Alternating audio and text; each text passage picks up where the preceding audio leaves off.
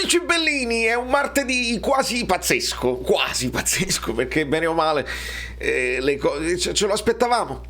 Ci aspettavamo notizie di mercato, adesso vi faccio vedere il perché, però noi dobbiamo parlare di quelle plausibili, non di quelle impossibili, calcisticamente impossibili, che poi si dovrebbe dire improbabili, forse imponderabili, ma alla fine, se vogliamo, inutili, perché poi alla fine la cosa giusta è inutile. Cominciamo!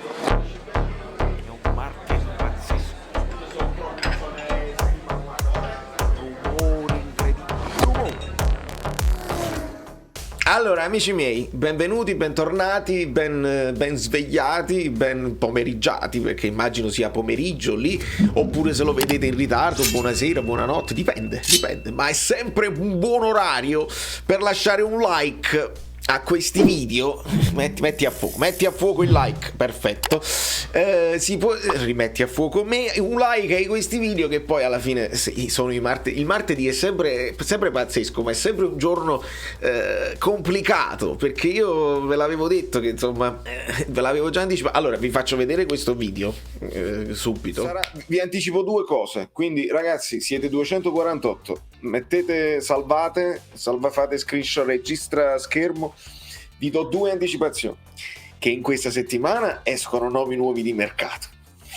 Sai sicuro che escono nomi nuovi di mercato e si parlerà solo di mercato, e che Insigne o gli danno un buon traduttore o fa comunella con Criscito, vi farà vedere nel campionato americano tutti questi schemi su punizione. Segnatevelo adesso, perché poi ne parliamo poi a luglio, a giugno, ad agosto, a settembre, perché io lo seguirò. Segnatevelo adesso, vedrete tutti quei famosi schemi, la finta, Zielinski, così nel campionato americano, insieme a Criscito, uno mancino, uno se ne occuperanno loro e si divertiranno.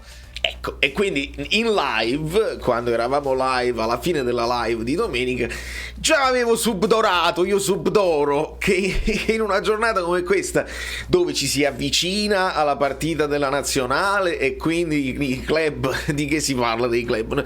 È impossibile già parlare dell'Atalanta, anche se noi abbiamo questo focus sull'Atalanta, però si doveva parlare di mercato per forza. A questo ci aggiungiamo la notizia clamorosa, che poi così clamorosa poi non è, perché sono anni e anni la notizia di Dybala che non rinnova con la Juventus e lo stanno già salutando. Guardate quest'altro contributo, quindi ve lo dirò a fine. Ma il mercato è quello che adesso tiene banco, ovviamente, e ci sono due situazioni da monitorare molto importanti, perché se insomma si seguono notizie non si possono nemmeno chiamare suggestioni, sono notizie false. La bellezza dell'immagine di Dybala con la maglia mezza del Napoli e mezza della Juve, eccetera eccetera, è bella come immagine grafica, per questo uno la utilizza, ma in realtà è utilizzata per dirvi: la volete finire di dire stupidaggini? Cioè, uno come Dybala che rifiuta il rinnovo di contratto con la Juventus perché vuole 15 milioni,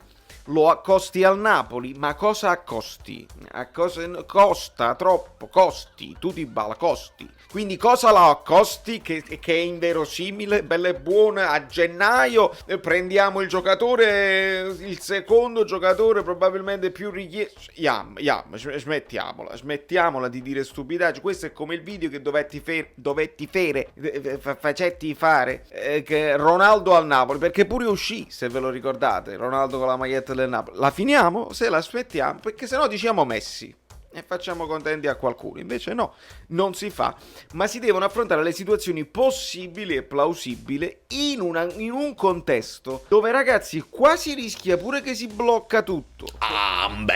Allora, era il 30 dicembre 2020 e già si facevano come si dice, le famose, no, le grafiche, i Photoshop, ecco, si facevano fotomontaggi e Photoshop con Dybala con la maglia del Napoli. diciamo, divertente. E già all'epoca dovetti debancare, quindi mi pare proprio inutile. E all'epoca lui ne voleva 15, possiamo dire che era un altro calcio, perché in periodo Covid, non Covid, insomma si stava capendo, eccetera eccetera. E il blocco tutto in realtà è successo per il Napoli, perché non si è più poi speso e non si potrà spendere, sarà complicato spendere anche nella prossima. Ci troviamo in una condizione in cui De Laurentiis deve riflettere molto bene. Abbiamo anche la paura, questa idea latente, no? Che se deve occuparsi anche del Bari, che probabilmente salirà, verrà promosso,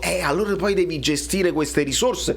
Non è facile. Ecco perché noi, almeno io, no, non diciamo noi, perché ognuno poi la pensa in maniera diversa, ma io dico, secondo me, faccio l'esempio di Mertens: se tu riesci a rinnovare Mertens per un anno, rimandi una spesa incredibile che devi fare per trovare un giocatore che ti può giocare da punta, da sottopunta, che è un dirigente, che è un allenatore in campo, che è un leader e che gestisce, che sa gestire. Cioè, per me, io lo dico, al di là del valore dei giocatori, risparmi dei soldi, ADL, risparmi tanti soldi, e secondo me sarebbe la cosa giusta da fare. Ma siamo nel dubbio di Ospina, di Malquit, di Juan Jesus, di Anghissà, tutti questi qua che sono da rinnovare, da comprare in scadenza, non in scadenza, Gulam, Mertens, eccetera. Perdiamo Insigne. Insomma, noi possiamo fare anche una riflessione: non è solo il Napoli che si trova in una condizione del genere, e questo va tenuto presente, perché mentre esce la notizia di Dybala che non rinnova, e va bene, loro poi si organizzeranno,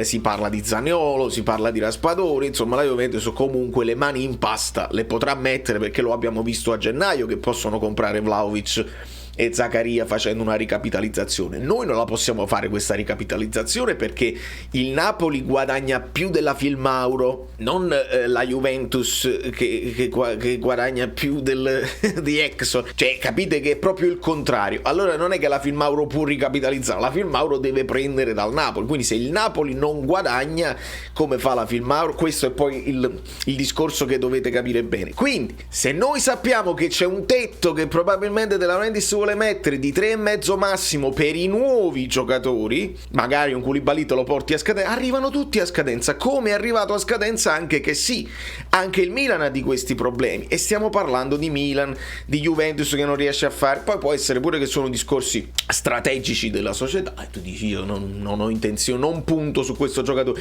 e potrebbe essere lo stesso discorso che ha fatto il Napoli con Insigne. Dici: io non voglio continuare con Insigne, ho altre idee. Altre idee potrebbe essere questo Kvaratskhelia, però io ve lo faccio perché io ho gli amici bellini abbonati che hanno i potenti mezzi, e sentite bene e fidatevi. Quando vi dico fidatevi, ecco qua, Kvaratskhelia.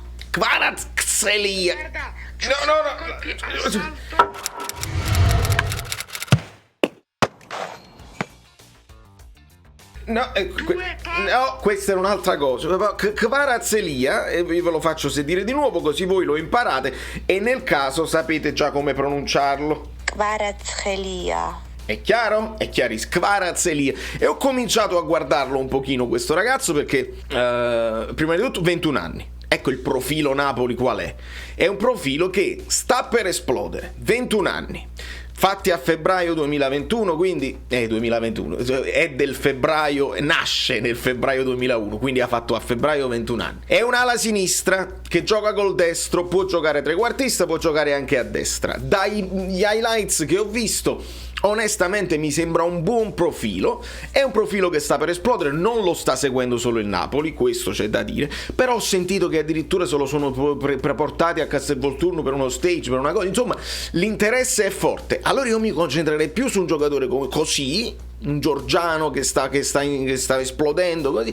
È lì che il Napoli può fare dei discorsi, come si è fatto per Osimhen. Osimhen era già mezzo esploso, ma lo potevi prendere solamente in quella finestra di mercato, battendo la concorrenza, quindi pagandolo quanto lo hai pagato. Questo qui anche è ascoltato, volevo dire attenzionato, ma odio questo termine attenzionato. Insomma, lo seguono in tanti, si parla di Roma, si parla di Juventus, e giustamente se si perde Dybala, se si muove poi Zaniolo, siamo lì, noi perdiamo Insigne, siamo lì, questo è il ruolo dove si proverà a fare qualcosa. Ho citato Osimhen perché è notizia che si sta rincorrendo da sempre, questa questione del Newcastle che parrebbe abbia offerto 120 milioni per Osimhen e il Napoli ha detto no. Ora 120 milioni è una bella cifra, bella risonante, ma noi stiamo vedendo anche nel mercoledì, a proposito di oggi vado live da qualche parte, chi segue tutti i video per bene è iscritto al canale Telegram lo saprà e potrà seguirmi, fan rating. Ma ecco, tu dici 120 milioni lo vendo subito e mi fate sapere voi nei commenti, tu lo vendi per 120 milioni, magari si arriva a 130, ok, che sono offerte irrinunciabili, ok, però chi ti pigli? Cioè, riesci a trovare un giocatore che senza tirare i rigori comunque ha questa media